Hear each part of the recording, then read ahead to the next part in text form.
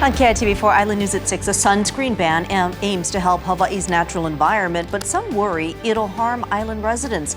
We'll explain what would be allowed under Maui's bill. A plan to develop an agricultural park in central Oahu leads to growing concern by nearby residents. We'll tell you what issues have been raised for the project aimed at helping local farmers. It is beginning to look a lot like Christmas, and if you want one of these locally grown trees for the holiday, you better act fast. We'll tell you where these Oahu evergreens are expected to sell out. Now, covering all of Hawaii, this is KITV4 Island News. Good evening, I'm Diana Ko. And I'm Paul Drews. A ban on non-mineral sunscreens is just one step away from becoming law in Maui County. The County Council unanimously approved Bill 135 this week. It would prohibit the sale, distribution, or use of non-mineral sunscreens. Councilmember Kelly King introduced the measure. She calls non-mineral sunscreens an aggressive pollutant that harms reef systems and marine life. If signed by the mayor, the bill would take effect October 1st, 2022. And while advocates of Bill 135 say they are excited for what the new regulations could mean for Hawaii's marine life, others argue the bill was passed prematurely. KITV4's Aaron Kukin is now live in the studio to explain why local dermatologists say they're worried about the long-term repercussions of Bill 135. Diane, good evening to you. Well, as you mentioned, the ban prohibits the use and distribution of non-mineral sunscreens. But more specifically, we're looking at products containing the chemicals oxybenzone and octinoxate. Now, the area of concern for dermatologists falls within the fact that those are the sunscreens people usually gravitate to. For example, the majority of aerosol and clear sunscreens fall within that non-mineral category. And if approved, the ban includes more than 80 different types of sunscreens. Now, they say the scientific study which prompted this legislative action is flawed and incomplete in its methodology. They say they're concerned that with Maui passing the aggressive bill, other islands could soon follow suit, which could lead to long-lasting repercussions in skin health. Let's not get out in front of something that's very important in protecting us from skin cancer. And we know tens of thousands of people die each year of skin cancer. The question is, can we find a compromise? Can we, pono, do the right thing and protect people and protect the reef? A little disappointed in our county. I don't know how they're going to implement it if they're the only county in the United States doing so.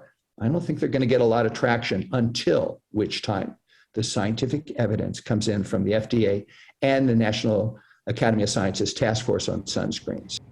And that official study, as well as suggested guidance from the Food and Drug Administration, is expected to be released in April of 2022. And coming up in our 10 o'clock hour, we'll hear from some of those scientists behind the studies as to why they say this bill was long overdue. Reporting live, Aaron Coogan, KITV4 Island News.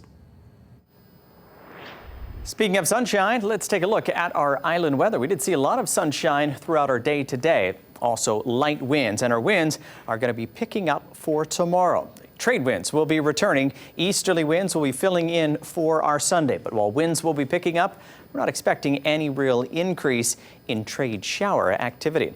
As we take a look at what's going on with our island weather, light easterly winds for most of the state for tonight. A few scattered clouds and very light showers in the forecast. As we take a live look out right now over Honolulu, a few of those clouds around over the leeward side of the island. We have also seen a few wisps of high clouds that will also continue to be over parts of the state tomorrow. Overall, pleasant conditions for this evening and for Sunday. A check of our Doppler radar shows just a few of those light scattered sprinkles moving in. And for tonight, this is what we're looking at. Overall, pleasant conditions in the forecast. We are expecting just a few scattered showers early on and overnight. Our easterly trade winds gradually building up, and for tomorrow, trades blowing in at 10 to 20 miles an hour. We'll talk more about those trades and what we can expect for the week ahead a little bit later in the newscast. Di? Thanks, Paul. In recent months, the Garden Isle has been facing a crisis when it comes to overdoses of fentanyl. Overdose-related calls more than quadrupled in September, and Kauai officers now carry Narcan in the field with them to give it to overdose patients. Aaron Hoff is the head of the group Keala Foundation. A reformed addict himself, he now helps mentor students, but says it can be an uphill battle. The drug use, the alcoholism, and all that is so normalized. That's the biggest threat that we have over here. It's just like, it's part of our culture, you know, so it's easy for the kids to get involved in it. Hoff's group has been making the rounds at Kauai schools showing documentaries on the effects of fentanyl. He says he hopes it'll be a wake-up call for the community, and he hopes that this works to stop the drug from spreading. A man in his 60s has died after he was rescued from under a car in Aiea this morning. Emergency medical services say the 60-year-old was struck and pinned at the intersection of Palimomi Street and Kamehameha Highway just before 8 in the morning. Honolulu Fire Department responded with 4 units who freed the man and transferred him to the care of EMS. The medical examiner's office confirmed he later died. The Hawaii Department of Health today reports 4 new coronavirus-related deaths and 218 new infections statewide. That includes about 90 backlog cases involving testing providers that recently began transmitting data through the state's electronic lab reporting system. DOH expects more backlog cases to be reported in the next few weeks. So those cases today include 122 new cases on Oahu, 50 on Hawaii Island, 19 on Kauai. In Maui County, 20 on Maui, 1 on Molokai, and 6 Hawaii residents diagnosed out of state. Not included in today's statewide count, a dozen new cases of COVID on Kauai.